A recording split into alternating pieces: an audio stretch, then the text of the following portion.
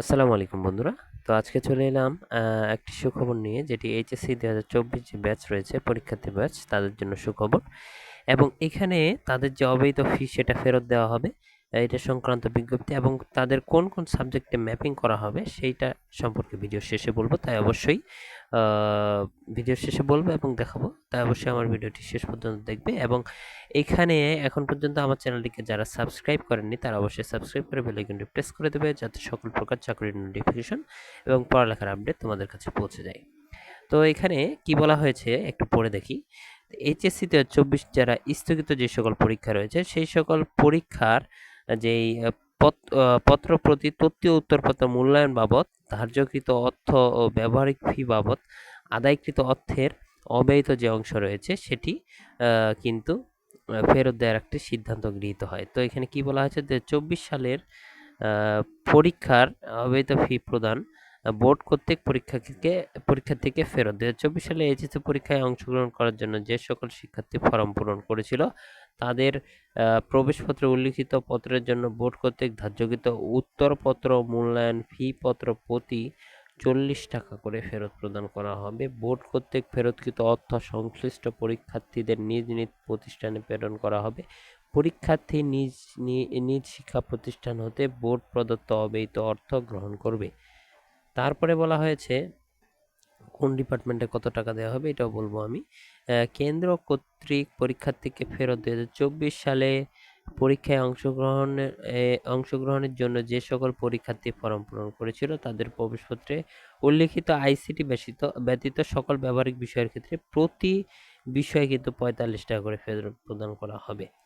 এখানে কিন্তু নিজ শিক্ষা প্রতিষ্ঠান থেকে নিতে হবে। এরপর কি বলা হয়েছে, শিক্ষা প্রতিষ্ঠান কর্তৃক সংশ্লিষ্ট কেন্দ্রকে প্রদান শিক্ষা প্রতিষ্ঠান কেন্দ্র ফি বাবদ আদায়কৃত ১০% কর্তন করে অবশিষ্ট অর্থ সংশ্লিষ্ট কেন্দ্রকে প্রদান করা হবে।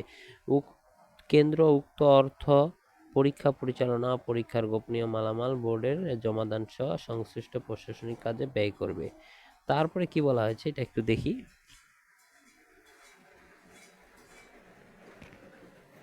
তারপরে বলা হয়েছে যে বোর্ড কর্তৃক পরীক্ষার্থীকে ফেরত ৬ পত্র ইন্টু ৪০ ২৪০ টাকা। উচ্চ মাধ্যমিক সার্টিফিকেট পরীক্ষায় এইচএসসি ২০২৪ যে সকল বিষয় পরীক্ষা অনুষ্ঠিত হয়েছে উক্ত বিষয় সমূহ ব্যতীত অবশিষ্ট বিষয়সমূহের জন্য প্রতিপত্র উত্তরপত্র মূল্যায়ন বাবদ ধার্যকৃত ৪০ টাকা করে ফেরত প্রদান করা হবে। কেন্দ্র কর্তৃক পরীক্ষার্থীকে ফেরত কেন্দ্র কর্তৃক ৮ পত্রের ব্যবহারিকের জন্য আইসিটি ব্যতীত ৪৫ ইন্টু ৮ ৩৬০ টাকা। প্রবেশপত্রে উল্লিখিত আইসিটি ব্যতীত সকল ব্যবহারিক বিষয়ের ক্ষেত্রে ৪৫ টাকা করে ফেরত পাবে। এখানে বিশেষ দ্রষ্টব্য বলা হচ্ছে, কোনো প্রতিষ্ঠান ব্যবহারিক পরীক্ষার ফি ইতিমধ্যে কেন্দ্রে প্রেরণ করে থাকলে উক্ত অর্থ সংশ্লিষ্ট প্রতিষ্ঠানে ফেরত পাঠাতে হবে। পরীক্ষার্থীরা নিজ নিজ প্রতিষ্ঠান হতে উক্ত অর্থ গ্রহণ করবে। এখানে ব্যবসায় শিক্ষা ও মানবিক বিভাগের নিয়মিত পরীক্ষার্থী যারা রয়েছে তাদের ক্ষেত্রে এখানে বলা হয়েছে ২৪০ টাকা ৬ পত্রের জন্য। এবং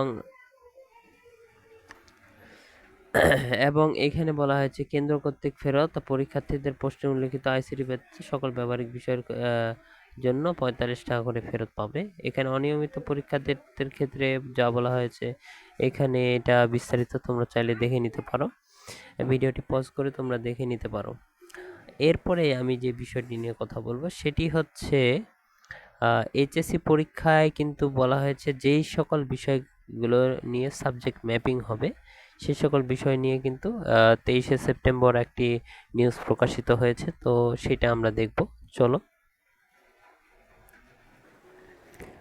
তো এখানে দ্য ডেইলি ক্যাম্পাসের একটা নিউজ মাধ্যমে প্রকাশিত হয়েছে যে এইচএসসির ফল প্রকাশে যেসব বিষয়ে সাবজেক্ট ম্যাপিং হবে, এটা কিন্তু ২৩শে সেপ্টেম্বরের আগের কিন্তু নিউজ না। তো এটা আমরা একটু দেখে নিই। এইচএসসির সমমানের পরীক্ষাগুলো যে অনুষ্ঠিত হয়নি সেই পরীক্ষাগুলোর সাবজেক্ট ম্যাপিংয়ের মাধ্যমে নির্ধারণ করা হবে। আর অনুষ্ঠিত হওয়া পরীক্ষাগুলোর ফল হবে খাতায় প্রাপ্ত নম্বর অনুসারে, অর্থাৎ বাংলা প্রথম পত্র দ্বিতীয় পত্র, ইংরেজি প্রথম পত্র দ্বিতীয় পত্র, পদার্থবিজ্ঞান প্রথম পত্র দ্বিতীয় পত্র, হিসাব বিজ্ঞান প্রথম পত্র দ্বিতীয় পত্র ও আইসিটি মতো যে বিষয়গুলোর ক্ষেত্রে যে বিষয়গুলো পরীক্ষা হয়েছে সেগুলোর ক্ষেত্রে খাতায় প্রাপ্ত নম্বর বিবেচনা করা হবে এবং সাবজেক্ট ম্যাপিং হবে রসায়ন একম পত্র প্রথম ও দ্বিতীয় পত্র, অর্থনীতি প্রথম ও দ্বিতীয় পত্র, উচ্চতর গণিত প্রথম ও দ্বিতীয় পত্র, জীববিজ্ঞান প্রথম ও দ্বিতীয় পত্র পত্রের মতো যে বিষয়গুলো পরীক্ষায় স্থগিত ছিল এবং যেগুলো পরে বাতিল হয়েছে সেগুলোর ফল প্রকাশ হবে সাবজেক্ট ম্যাপিং। কিন্তু এখানে একটি বিষয় বলবো যে এখানে কিন্তু এটা এখনো নিশ্চিত হয়নি যে কিভাবে সাবজেক্ট ম্যাপিং জিএসসির 25%, এসএসসির 75%, এটা কিন্তু বলা হয়েছে। এবং আরেকটি বিষয় তোমাদেরকে দিই, এখানে কিন্তু আহ, অনুমোদন হওয়ার কথা কিন্তু এই সপ্তাহে হওয়ার কথা ছিল, আজকে বুধবার, এই সপ্তাহে কিন্তু হওয়ার কথা ছিল, এখনো কিন্তু অনুমোদন হয়নি। তাই আহ, এখন শোনা যাচ্ছে, এটাও কিন্তু দি ডেইলি ক্যাম্পাসের আরেকটা নিউজে এটা কিন্তু প্রকাশ করা হয়েছে, কবে নাগাদ ফল প্রকাশ করা হবে। এটা কিন্তু গত সামনের মাসের আগামী মাসের আহ, শেষের দিকে, এটাও কিন্তু বলা হয়েছে। একটু আগে আমি একটা নিউজে পড়েছি যে শেষের দিকে রেজাল্ট প্রকাশ করা হবে। তো যদি সম্ভব হয় তাহলে কিন্তু 20 তারিখের মধ্যেই রেজাল্ট প্রকাশ হওয়ার সম্ভাবনা রয়েছে, আর না হলে শেষের দিকে কিন্তু রেজাল্ট, তোমাদের যে রেজাল্টটা রয়েছে সেটা কিন্তু প্রকাশ করা হবে।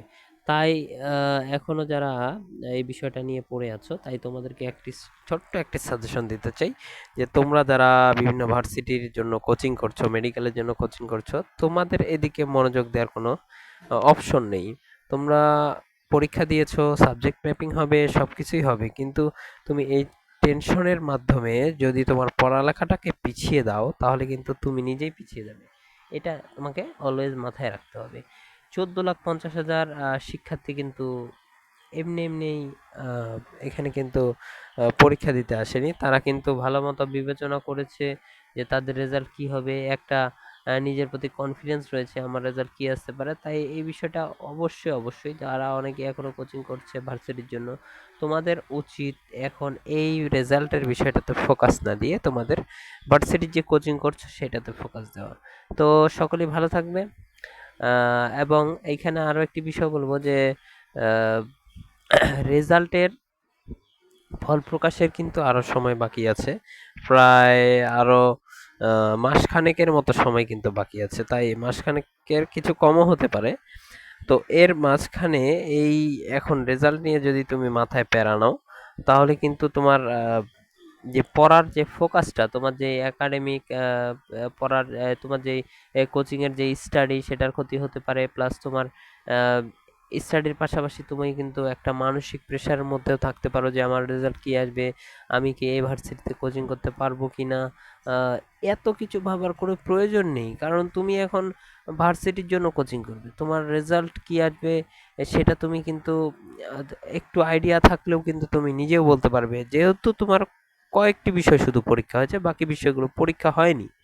তাই তোমার কিন্তু এখানে একটা আনুমানিক ধারণা হওয়া দরকার যে আমার রেজাল্টটা কিরকম আসবে। যদি না এটা নিয়ে যদি তুমি এখনো ডিসকাস না করো, যেমন ধরো যে তুমি এখনো খাতা কলম নিয়ে বসে যাবে, তোমার এসএসসি এবং জেএসসির যে রেজাল্ট সেটা 25% নেবে এবং 75% তোমার এসএসসির যে রেজাল্টটা রয়েছে সেখান থেকে নেবে। এটা কিন্তু 2020 সাল বা 2021 সালে যে সাবজেক্ট ম্যাপিং সেই অনুযায়ী হয়েছে, তাই তুমি সেটা দেখে তোমার একটা টোটালি মার্ক কাউন্ট করবে এবং কাউন্ট আনুমানিক একটা মার্ক কাউন্ট করবে, এবং তুমি যে সাবজেক্টগুলো পরীক্ষা দিয়েছো কেমন দিয়েছো সেটা তোমার থেকে ভালো কেউ জানে না, তাই সেগুলো তুমি বিবেচনায় এনে তোমাকে কিন্তু নিজের রেজাল্টটা নিজেই একটু আনুমানিক রেজাল্ট তোমাকে বের করে রাখতে হবে, তাহলে তুমি বুঝতে পারবে তোমার সামনের যেই ফোকাস ভার্সিটির কোচিং এর, সেই ফোকাসটা কোন ভার্সিটি তোমার ড্রিম, সেগুলো কিন্তু তোমার জন্য আরো তোমাকে অনুপ্রেরণা দেবে। তাই রেজাল্টের এই বিষয়টা নিয়ে ভাবার কোনো প্রয়োজন নেই। তাই সকলে ভালো থাকবে, সুস্থ থাকবে। আসসালামু আলাইকুম।